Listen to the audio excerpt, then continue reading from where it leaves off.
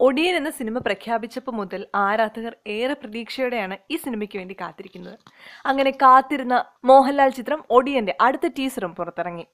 ശ്രീകുമാർ മേനൻ സംവിധാനം ചെയ്യുന്ന ചിത്രത്തിന്റെ ടീസറിൽ മോഹൻലാലിന്റെ ശബ്ദവും രംഗങ്ങളുമാണ് ഉള്ളത്. കഴിഞ്ഞ ടീസറിൽ മോഹൻലാലിന്റെ മുഖമൊന്നും കാണുന്നില്ലായിരുന്നു. പക്ഷേ ഈ ടീസറിൽ മോഹൻലാലിന്റെ മുഖം നല്ല വ്യക്തമായിട്ട് കാണുന്നുണ്ട്. നേരത്തെ പുറത്തു വന്ന ഫസ്റ്റ് ലുക്ക് പോസ്റ്ററിന്റെ അതേ ഗെറ്റപ്പിലാണ് മോഹൻലാൽ ടീസറിലെത്തുന്നത്. സാംസിയസ് ഒരുക്കിയ പശ്ചാത്തല സംഗീതമാണ് നമ്മൾ ടീസറിൽ കേൾക്കുന്നത്. ഒടിയൻ മാണിക്യന്റെ ഒടിവേലകൾ കാണണമല്ലേ എന്ന് പറഞ്ഞുകൊണ്ടാണ് മോഹൻലാൽ വീഡിയോയിലെത്തുന്നത്. ഒരു പഴയ വീടിന്റെ മുറ്റത്ത് നിന്നും പുറത്തേക്ക് നടക്കുന്ന മോഹൻലാലിനെയാണ് വീഡിയോയിൽ കാണിക്കുന്നത്. വൻ ബഡ്ജറ്റിൽ ഒരുങ്ങുന്ന ചിത്രത്തിന്റെ ഗ്രാഫിക്സ് മേന്മകൾ ടീസറിലും കാണാം. മോഹൻലാലിന്റെ പല ഗെറ്റപ്പിലെത്തുന്ന ചിത്രത്തിൽ മഞ്ജു വാര്യർ, പ്രകാശ് രാജ്, ഇന്നസെന്റ്, സിദ്ദിഖ്, മനോജ് ജോഷി, നരേൻ, കൈലാഷ് തുടങ്ങിയ വൻ താരനിരയും അണിനിരക്കുന്നുണ്ട്. ചിത്രത്തിന്റെ സംഗീത സംവിധാനം ജയചന്ദ്രനാണ്. ഇനിയാണ് മറ്റൊരു സസ്പെൻസ് ഇതിലൂടെ പുറത്തുവിട്ടത്.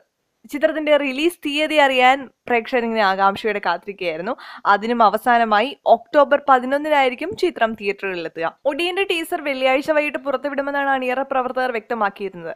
നേരത്തെ അറിയിച്ച പോലെ തന്നെ കൃത്യസമയത്ത് തന്നെ സിനിമയുടെ ടീസർ മോഹൻലാൽ തന്നെ പുറത്തുവിട്ടു. തന്റെ ഒഫീഷ്യൽ ഫേസ്ബുക്ക് പേജിലൂടെയാണ് ചിത്രത്തിന്റെ ടീസർ പുറത്തുവിട്ടത്.